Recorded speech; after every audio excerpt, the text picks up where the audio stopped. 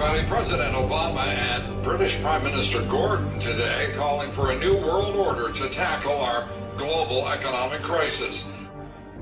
It's been a long time coming, but tonight, because of what we did on this day, in this election, at this defining moment, change has come to America. All right, folks, there's a lot going on right now. Decisions being made that are unprecedented and will have an overreaching impact on what it means to live in the United States of America. Both the Senate and the House of Representatives have just overwhelmingly passed the National Defense Authorization Act. Squeezed into this military funding bill are two provisions that give the military not just lots and lots of money, but lots and lots of power as well.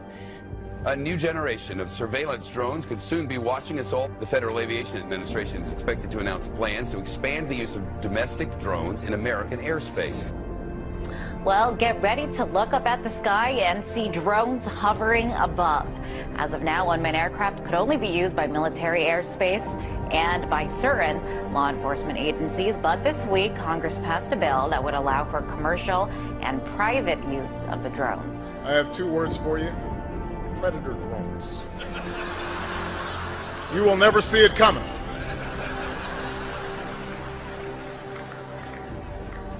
You think I'm joking? For shopping and dining over Thanksgiving and maybe watching some football games, big government Republicans and Democrats were busy shredding the last vestiges of the Constitution. Senators John McCain and Carl Levin want to enact a law that would declare the entire United States of America a battlefield for the military.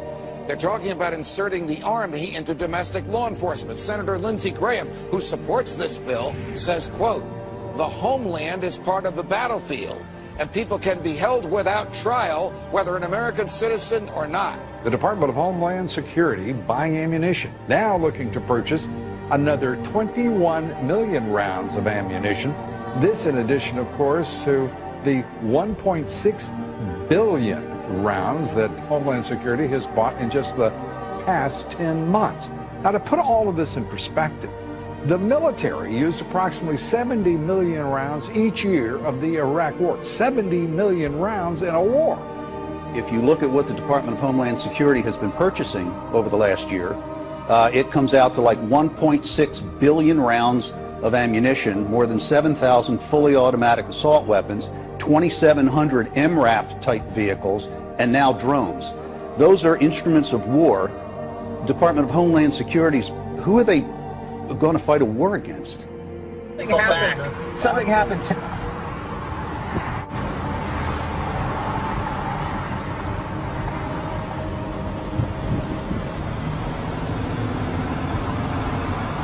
Robert Whitaker, the tactical supervisor for El Paso SRT for Homeland Security Investigations. Well, we have our big vehicle out here. It's an armored vehicle. It's an MRAP vehicle. It's mine resistant, ambush protected. That's what it stands for. That's what we use to deliver our team to high-risk warrant services. The affirmative task we have now is to actually create a new world order. Important breaking news out of Boston: a pair of bombings rocked the finish line at the historic Boston Marathon. It was never meant that we would have this gigantic police force from the federal government. I mean, we had martial law up there, FBI and all these agents coming in and closing things down, going to people's houses. Do we close down cities because there's 10 murders over the weekend in Chicago?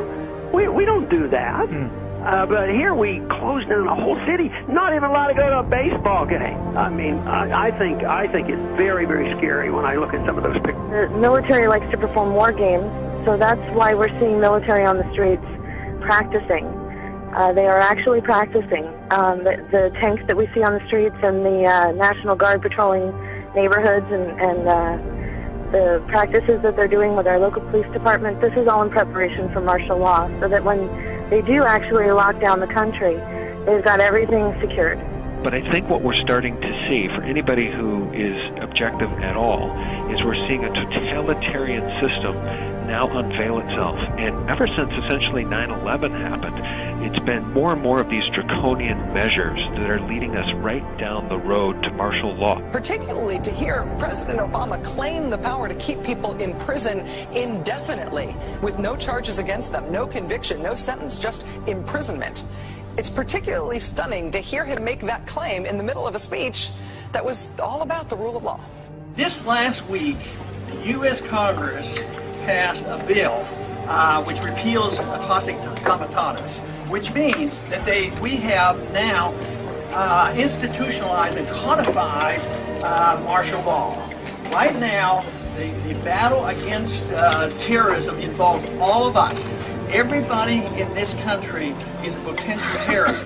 We don't even understand freedom anymore. We are a country that is headed towards socialism, totalitarianism, beyond your wildest imagination. I have to tell you, I'm doing a story tonight that I wanted to debunk these FEMA camps. I'm tired of hearing, you know about them? Sure. I'm tired of hearing them. I wanted to debunk them. Well, we've now for several days done research on them. I can't debunk them. I don't know anything about them. It is our government. If you trust our government, it's fine. If you have any kind of fear that we might be headed towards a totalitarian state, look out, buckle up. There's something going on in our country that is ain't good. And they find a little red dot or a little blue dot on their mailbox, and they wonder what the little red dot and blue dot is. Well, it's marking your mailbox by the government, so when foreign troops come in here on us after martial law, but if you have a blue dot, they take you to the FEMA camps being built by Halliburton right now to house 50 million Americans. They're building enough concentration camps in America by Halliburton. So I'm going to tell all of you, if you have not bought ammunition, if you have not bought guns, go get them now. Go get them now, because you won't be able to get them much longer. Change has come to America. Practice Christianity and you could be court-martialed. That could be the new law of the land for our armed forces, thanks to a proposal by a religious tolerance group that claims Christian evangelists are predators. Is a war on religious liberty within the military, and that the Christianity of service members is now coming under attack by the Obama administration. It's so incredible. Here's a new article by Kurt Nimmo that's got links to Fox News, Denver papers, you name it. The state police have gone public and said, we're in federal training now where they're asking us, will we confiscate guns from Christians? Now, do you understand how even more illegal that is? Behind the scenes, they're training for what can only be called a foreign authoritarian takeover of this country via the federal government and the foreign banks. Here's the article. Colorado troopers trained to consider Christians as dangerous terrorists. Absolutely amazing. And it's all bibliographed. It's all linked to it being announced, to it being reported.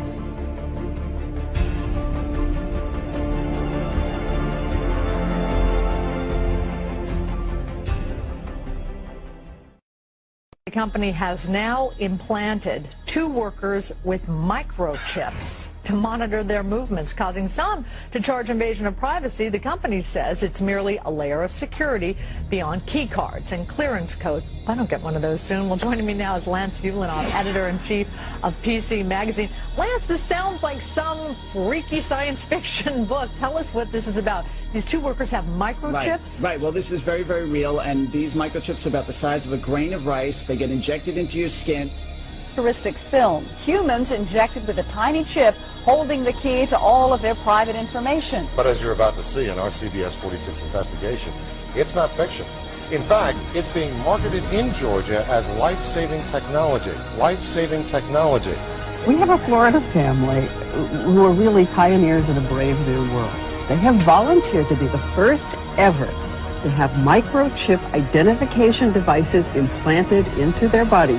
It is the first implantable microchip for humans that has multiple security, financial, and healthcare applications. One thing I would just suggest, I'm just an outside soon-to-be investor. I love this idea, by the way, Scott. I think the Northside Independent School District in San Antonio has put tracking chips in the ID badges for more than 4,000 high school students. Well, it looks and sounds like something out of the future, but a new palm scanning device will help Bossier Parish schools keep better track of what children are eating now. The electronic device will be implemented at all Bossier Parish schools. Now we're seeing a complete totalitarian takeover of the United States of America. We've been talking about this for years now. This is the police state. This is the police state. This is what a total breakdown of our society looks like. But we're seeing all of this intensify. This is all intensifying around the Second Amendment. Should we be able to own guns or not? Let's take guns away from the people. These are very big, very hardcore issues. No matter what your purpose is, you must leave. If you do not disperse, you may be arrested and or subject to other police action. The use of riot control agents and or less lethal munitions, which could cause risk of injury to those who...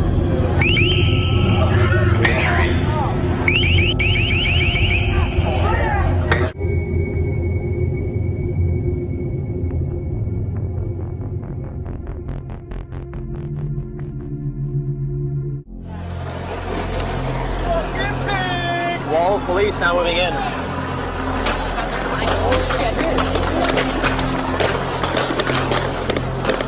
American, every person on United States soil or international soil can be deemed as a terrorist. If they have really any reason to want to detain you, they don't need to acknowledge your Fourth Amendment rights. It's what supported things like the Patriot Act and now the NDAA and the ever-encroaching police state. By order of the City of Pittsburgh Chief Police, I hereby declare this to be an unlawful assembly. I order all those assembled